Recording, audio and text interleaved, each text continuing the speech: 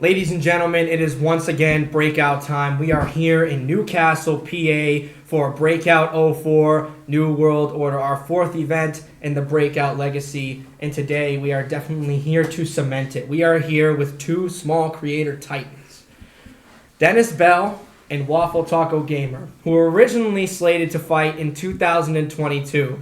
Events have occurred from now and to there, but now it is time to get in the ring and settle this once and for all. Denis Bell, Waffletacogamer, how are we doing today, guys? Well, I feel really good. I thought because of a short notice, 18-day fight, that there'd be a lot of issues. I thought, my technique would be bad. I thought, my cardio would not be there. And I thought my punching power wouldn't be there, especially being at heavyweight. But I found myself adjusting to heavyweight pretty quickly. I found my cardio coming back.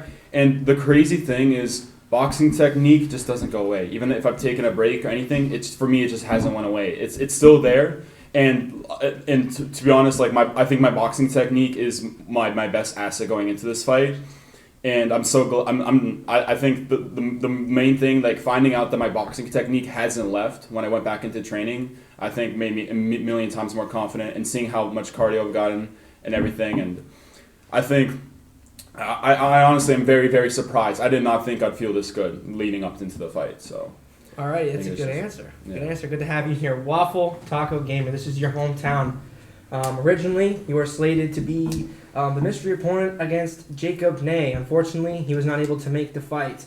But now, you are here to fight Denis Bell, someone you were slated to fight 2 years ago. You unfortunately had to pull out of the fight. How does it feel to be here facing Denis Bell, and are you ready for this fight? Honestly, it's very, very surreal that we're here on this moment. I mean, shout out to Denis for stepping in on 18 days notice, but, I'm going to do what I do in there.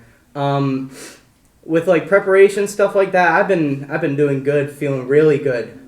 Really good. I'm strong. I'm fucking strong, dude. And you're going to feel it. I promise you, you're going to feel it. Well, did the last three people you faced? Let's see. Let's look at the last three people. So you fought. Let's see. Jalen wasn't a heavyweight. Pat wasn't a heavyweight.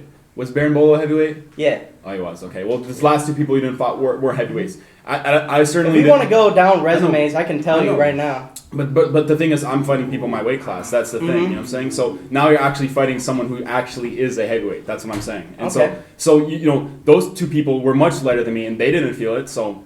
I'm certainly going to be surprised if I feel anything. Okay, well, you're going to feel a lot. If we want to go on resumes, you only have one fight. You only have one fight against Trey Ingram. Right. Hey, wait a minute. A lot of people have fought Trey Ingram and won against him.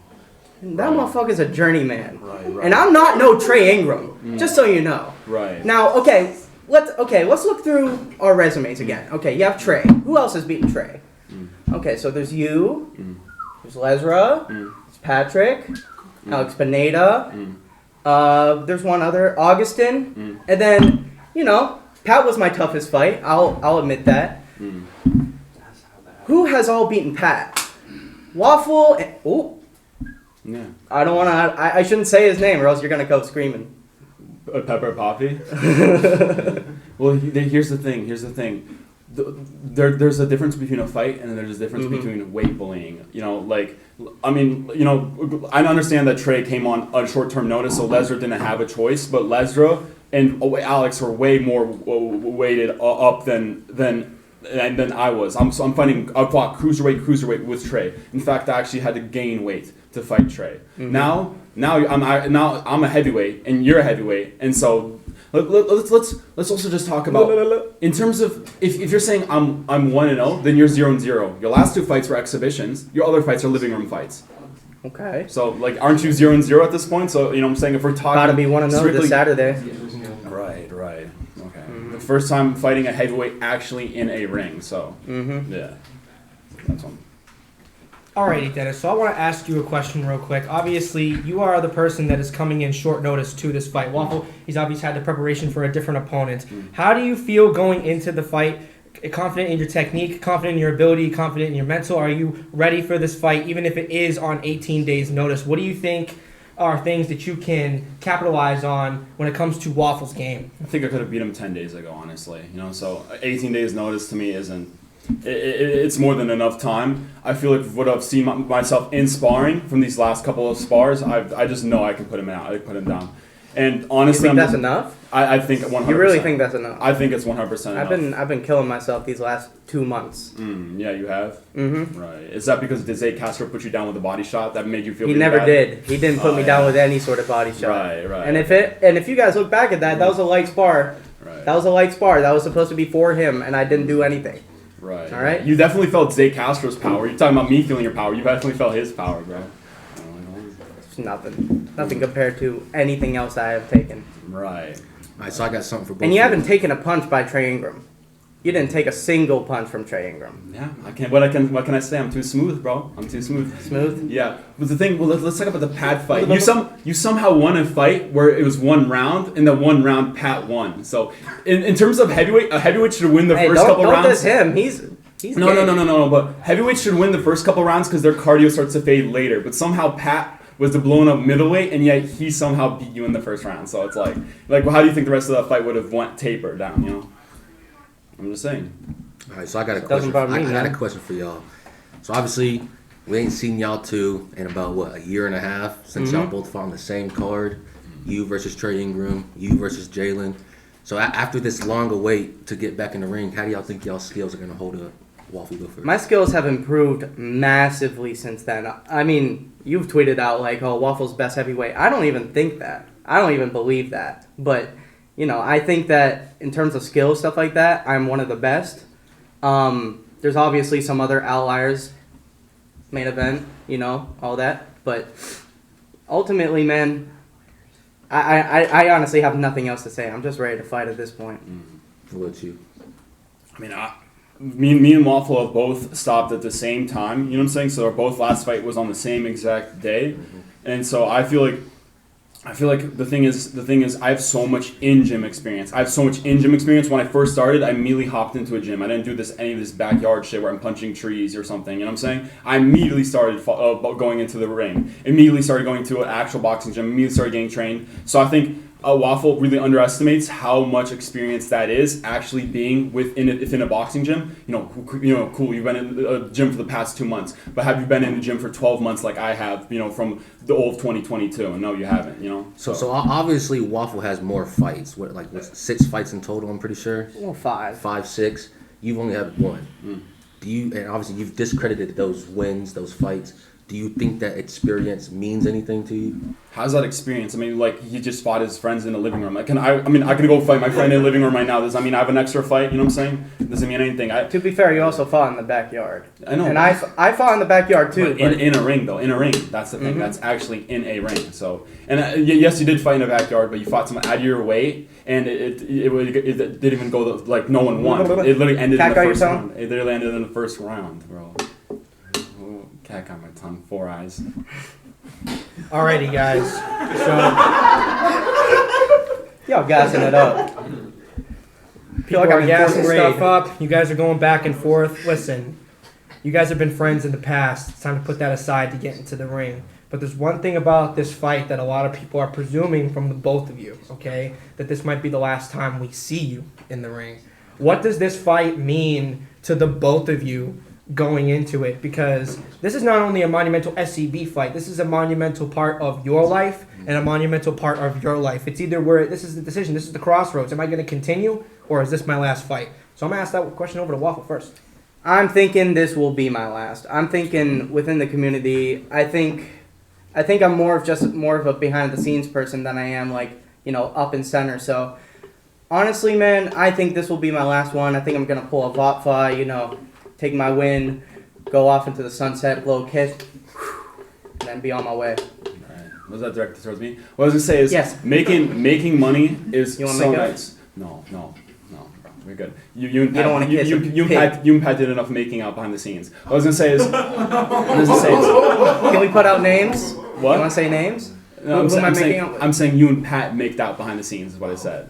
Yeah, enough times. What I was gonna say is confidence.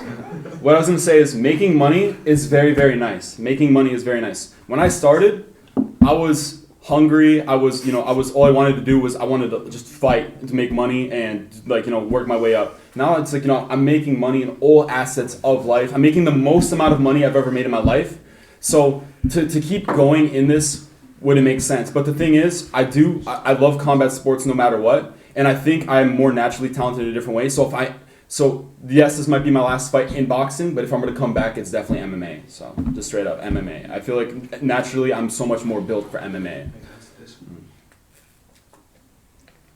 He's done yapping. You think we're all set, Lesra? Well, I guess we go with one last, and it's the obvious one that we always do. Y'all gonna see each other face to face in the ring on Saturday. Last time both of y'all probably fighting. What's y'all's final thoughts and words to each other? Dennis, you can go first.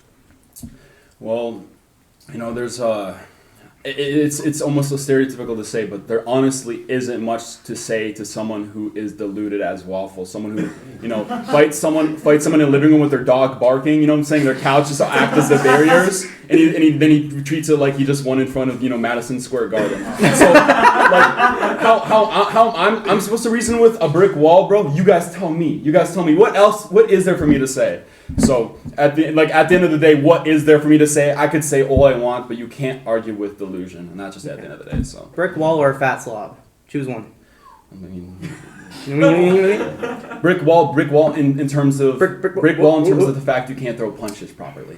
Oh, okay. Yeah. You're gonna see a lot of proper punches on Saturday. I tell you what. Proper punches. Waffle, any final words? Skill up. Nothing but respect, but we gotta do what we gotta do. Right. I must be a Big Mac meal the way you're staring me the fuck down. Oh, I'm starving. You were talking about being hungry earlier. Maybe you want to be like me after this. Yeah, man. Oh my god. I must be fucking honey mustard on the side too, bro. I don't even like honey mustard. I'll be You were honest. aggressive. Okay. Ladies and gentlemen, it is once again breakout time. Our co-main event, Denis Bell versus Waffletacogamer. You can catch it July 27th, 2024. And if you cannot join us in person, 2 p.m. Eastern Standard Time on the Breakout Live YouTube channel. We will see you all at the fights.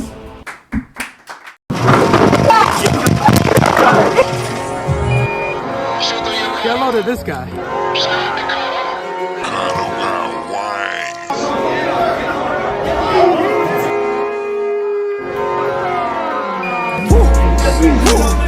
Cool with the wings.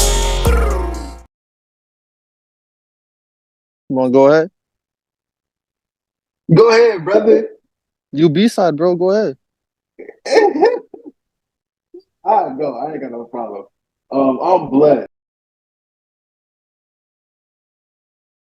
Chance to fight DDK, who is definitely pretty skilled, and he's a rising star himself. As the main event for the championship, that's just a huge honor to me. I know his whole game. I know how he punch. I know how he step when he punch. I know his power punch. I know how he box moving to the left, how he box moving to the right. And people believe that Isa is the top dog and he's the creme de la creme. And I have no problem at all proving everybody wrong. I'm gonna come in, train really hard for this fight. He's very skilled, but I know I'm better, and I'm gonna prove it. I'm coming there to do the job. And that job is to be here. I need to break out heavyweight championship. And that's what I will do. You're a winner by TKO Isa. I'm gonna hold up the belt, wave it up in the air, walk out the arena, and I'll see y'all tonight. That's it. Like I said, man, I respect him as a man for getting in the ring, but from that day, July 27th, won't show no respect in the ring. It's easy. He's who he is. Come that day, I'm going to show up and I will be victorious. Eza versus DDK for the Breakout Boxing Heavyweight title, July 27th, only on Breakout Boxing. I'll go. I ain't got no problem. July 27th. So much talking. Okay.